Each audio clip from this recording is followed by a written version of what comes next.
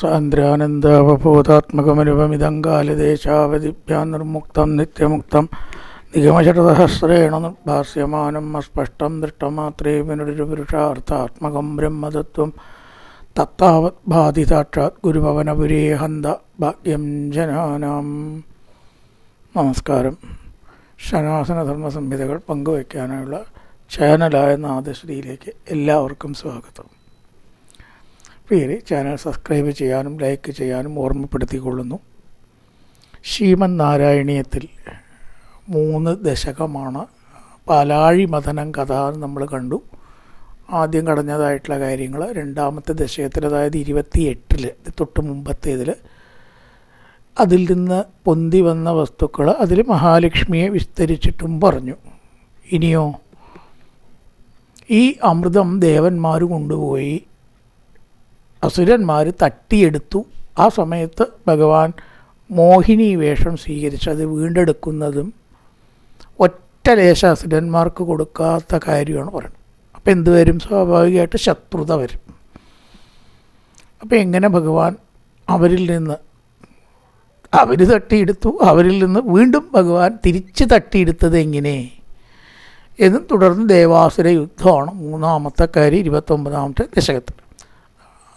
അപ്പം അങ്ങയുടെ കയ്യിൽ നിന്ന്, അങ്ങ് എന്ന് പറഞ്ഞാൽ ധന്വന്തരി മൂർത്തിയാണ്, തട്ടിയെടുത്തത് കൊണ്ട് എന്ത് ചെയ്തു? ഭഗവാൻ ആദ്യം അസുരന്മാരുടെ ഇടയിൽ കലഹമായിട്ട് അവരെ ഭിന്നിപ്പിക്കാൻ ശ്രമിച്ചു. അവർ തമ്മിൽ ഐക്യമുണ്ടാവരുത്, ഭിന്നിപ്പിച്ചു. വളരെ നിസ്സാര കാര്യം മതിയല്ലോ മനുഷ്യന് അങ്ങോട്ടും ഇങ്ങോട്ടും തെറ്റിദ്ധാരണ വരാൻ.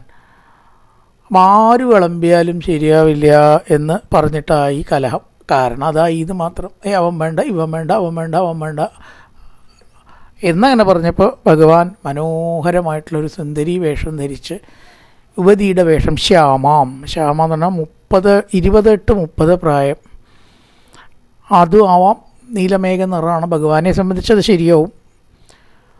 എല്ലാവരും നീ ആരാണ് എന്നൊക്കെ ചോദിച്ച് അമൃതത്തെ മറന്നു. മായ കാണുമ്പോൾ അമൃതത്തെ മറക്കും. അമൃതസുഖം, ഈശ്വരനിലെത്തുന്ന സുഖം. അവിടെ ഫിസിക്കലായിട്ടുള്ള, ഭൗതികമായിട്ടുള്ള അമൃതം എന്ന വസ്തുവിനെ ഒന്ന് മാറ്റി ചിന്തിച്ച് നോക്കൂ. അമൃതം എന്ന് പറഞ്ഞാൽ എന്താണ്? മോക്ഷധാരയാകുന്ന സുഖം. ഈ പ്രപഞ്ചം വിട്ട് ഈശ്വരനെ ചിന്തിക്കുന്ന സുഖത്തിനാണ് താത്വികമായിട്ട് അമൃതസുഖം എന്ന് പറയുക. അവിടെ വസ്തുവല്ല അമൃതം. എപ്പോഴാണ് അമൃതം പോവുക? അമൃതസുഖം ഇല്ലാണ്ടാവുക.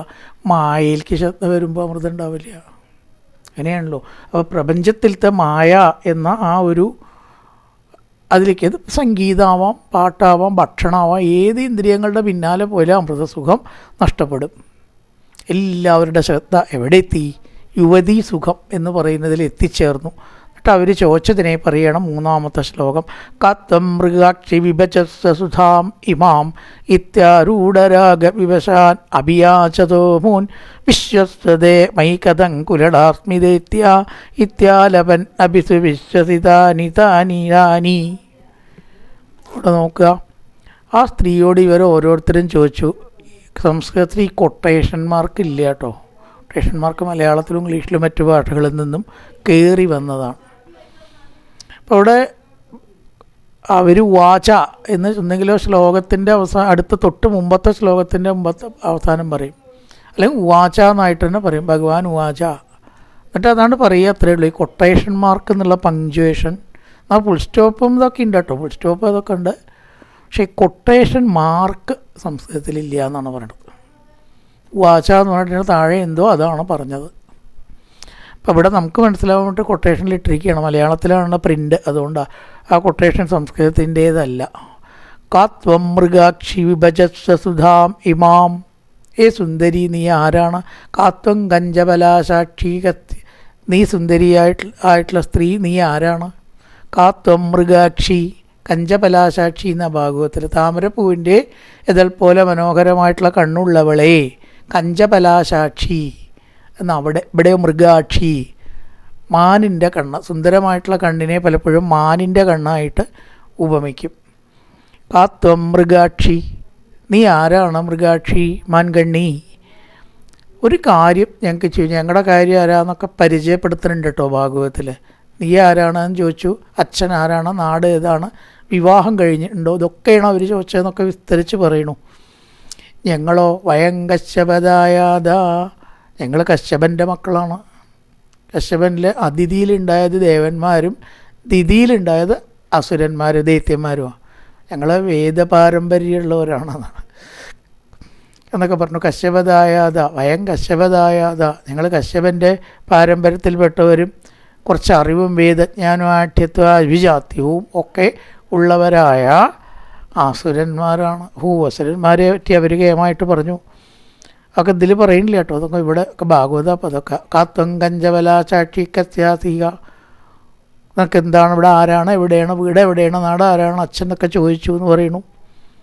ഞങ്ങൾ കശ്യപൻ്റെ മക്കളാണ്, വേദം പഠിച്ചവരും വേദപാരമ്പര്യവും കുറച്ച് ഉത്കൃഷ്ടരും ഒക്കെയാണ്. പക്ഷെ ഇപ്പം ഞങ്ങൾക്കൊരു ചെറിയൊരു തകരാറ് പറ്റിയിരിക്കണു. ഈ അമൃതം ആര് വിളമ്പിത്തരണം എന്നതിനെ പറ്റിയൊരു ചെറിയ അഭിപ്രായ വ്യത്യാസം, അത്രയേ ഉള്ളൂ. അത് നീയൊന്ന് പരിഹരിച്ച് തരണം. വിഭജസ്വസുധാം, സുധയാകെ ഈ അമൃതിനെ ഒന്ന് നീയെ ഞങ്ങൾക്ക് വിഭജിച്ച് തുല്യമായിട്ട് വിളമ്പിത്തരുമോ? നീ അണച്ചാൽ പിന്നെ ആർക്കും അഭിപ്രായ വ്യത്യാസം ഉണ്ടാവില്ല.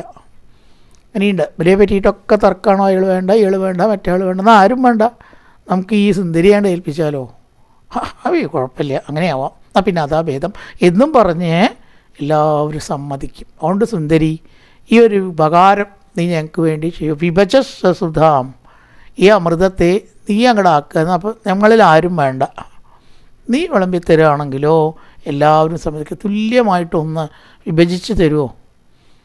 ഈ ചില വസ്തുക്കൾ ഭക്ഷിക്കാൻ കിട്ടിയാൽ കഴിക്കാൻ എല്ലാവർക്കും ഉത്സാഹം, അതൊന്ന് വിളമ്പിത്തരാനോ നേരേക്കാനോ പല പാത്രങ്ങളിലാക്കി ചിട്ടപ്പെടുത്താനോ ആരെയും കിട്ടില്ല. എനിക്ക് വിശപ്പില്ല എന്ന് പറഞ്ഞിരിക്കും ചിലർ, അല്ലേ? അത് വിളമ്പാൻ നിൽക്കണ്ടല്ലോ, വിളമ്പണ്ട, അതൊക്കെ പാക്കിങ് ആച്ചാൽ കെട്ട കഴിക്കണ്ട, വേറെ പാത്രത്തിലാക്കണ്ട, എനിക്ക് വിശപ്പില്ല, കുറച്ച് കഴിഞ്ഞപ്പോൾ വേറെ ആരെങ്കിലും ചെയ്താൽ പണി ലാഭിക്കുകയും ചെയ്യാം, കഴിക്കുകയും ചെയ്യാം. ചില സൂത്രക്കാരുണ്ട് അങ്ങനെ. എന്ന പോലെ ഈ വിഭജസ്വമിമാം, നീയാണ് എന്ന് പറഞ്ഞാൽ ഇവരൊക്കെ സമ്മതിക്കും. വിഭജസ്വ സുധാമിമാം ഇത്യാരൂഢരാഗവിവശാൻ അഭിയാചതോമൂൻ. അല്ലയോ ഭഗവാനെ, സ്വതവേ അങ്ങ് സുന്ദരനാണ്. സ്ത്രീ എന്ന് പറഞ്ഞാലോ സൗന്ദര്യത്തിൻ്റെ ഒരു പ്രതീകം. ഇത് രണ്ടും കൂടിയാണ് ചേർന്നാൽ അപൂർവമാണ്, അല്ലേ? ഭഗവാന്റെ സൗന്ദര്യവും സ്ത്രീ സൗന്ദര്യവും കൂടി യോജിക്കണ സന്ദർഭം അധികം ഉണ്ടാവുമോ? ഏതെങ്കിലും ഒന്നുണ്ടായി എന്ന് രണ്ടും കൂടി യോജിച്ച് അങ്ങനെ സമയം. അപ്പോൾ ഇവിടെ ഭഗവാൻ എന്ന് പറഞ്ഞാൽ സൗന്ദര്യോത്തരതോപി സുന്ദരതരെന്ന് കണ്ടവരൊന്നും കണ്ടെടുക്കില്ല. അങ്ങനെ സൗന്ദര്യത്തിൻ്റെ മൂർത്തിമത് ഭാവം. സ്ത്രീയോ അതും അതെ. അപ്പോൾ ഇവിടെ രണ്ടും കൂടി ചേർന്നപ്പോൾ അസുരന്മാർക്ക് ഈ ഇരിക്കാൻ തന്നെ പറ്റാണ്ട അവസ്ഥ വന്നു എന്ന് പറയണം. എല്ലാ ആത്മനിയന്ത്രണവും അവർക്ക് നഷ്ടപ്പെട്ടു. ഇതി അഭിയാചിത ഇമാം സുധാം വിഭജസ്തായ സുന്ദരി, നീ ഇത് വിളമ്പിത്തരുമോ? എന്നാൽ ഞങ്ങൾക്ക് എല്ലാവർക്കും സമ്മതം. അഭിപ്രായ വ്യത്യാസമൊക്കെ ഒപ്പം അവിടെ തീരും. ഇങ്ങനെ അഭിയാചത, അവരാൽ അപേക്ഷിക്കപ്പെട്ടു. യാചിത ആരൂഢരാഗവിവശാൻ, അനുരാഗത്താൽ അവരങ്ങനെ വലഞ്ഞു. ഈ പൂവമ്പനെ തൊട്ടുത്ത് വലയണ പോലെ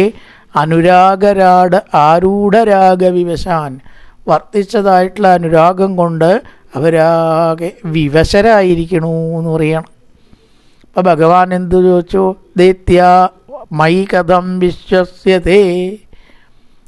അപ്റ്റേരിപ്പാടിൻ്റെ ഭാഷയാണ്. ദൈത്യാമയി കഥം വിശ്വസ്യതേ. അസുരന്മാരെ, നിങ്ങളെങ്ങനെയാണ് എന്നെ വിശ്വസിക്കുക? പറഞ്ഞാൽ നൂത്നം വിചിന്യതാം എന്ന് ഭാഗവത്തിൽ. എനിക്കൊരു വ്യവസ്ഥയില്ല, പേരില്ല, നാളുമില്ല, ഒന്നുമില്ല, വേൽവിലാസവും ഒന്നുമില്ല. ഇന്നൊരാളുടെ കൂടെ വെച്ചാൽ നാളെ വേറൊരാളുടെ കൂടെയാവും. അങ്ങനത്തെ നിങ്ങളെങ്ങനെയാണ് വിശ്വസിക്കുക? അമൃതം എന്നെ ഏൽപ്പിച്ച് ഞാനതും കൊണ്ട് സ്ഥലം വിടുക, എന്നെ ചെയ്യാൻ പോണതേ. ഇതുകൊണ്ട് എന്തെങ്കിലും പെട്ടെന്ന് എന്തെങ്കിലും ഈ വിലപിടിച്ച വസ്തു മോഷ്ടിച്ച് ഞാൻ ഈ സ്ഥലം വിട്ടു പോവുകയോ അന്തർധാനം ചെയ്യുകയോ എവിടെയാണെന്ന് പിടിയില്ലാത്ത വിധം മറയുകയോ ചെയ്താൽ നിങ്ങളെങ്ങനെ എന്നെ കണ്ടെത്തും? അല്ലെങ്കിൽ വിലപ്പെട്ട് നേടിയ അമൃതം എങ്ങനെ നിങ്ങൾക്ക് ലഭിക്കും എന്നായി ഭഗവാന്റെ ചോദ്യം. മൈ കഥം വിശ്വസ്യതേ. പേരുമില്ല, മേൽവിലാസവും ഇല്ല, നാടുമില്ല, അറിവുമില്ല, മുമ്പ് കണ്ടിട്ടുമില്ല, കേട്ടിട്ടുമില്ല. അങ്ങനെ ഒരാളെ ഏൽപ്പിക്കണ വസ്തുവോ വളരെയേറെ കഷ്ടപ്പെട്ട് കടഞ്ഞ് എവിടെയെങ്കിലും അങ്ങാടി കിട്ടുന്ന സാധനമാണോ ഈ അമൃതം? ഒരിക്കലുമല്ല, അത് ബുദ്ധിമുട്ടി കിട്ടിയതാണ്. അവിടെ തന്നെ അത് കിട്ടുള്ളൂ. വേറെ കുറച്ച് അമൃതം വേണം ഒരു ഡപ്പ എന്ന് പറഞ്ഞു, പക്ഷെ എന്നാൽ കിട്ടണ സാധനമാണോ അത്?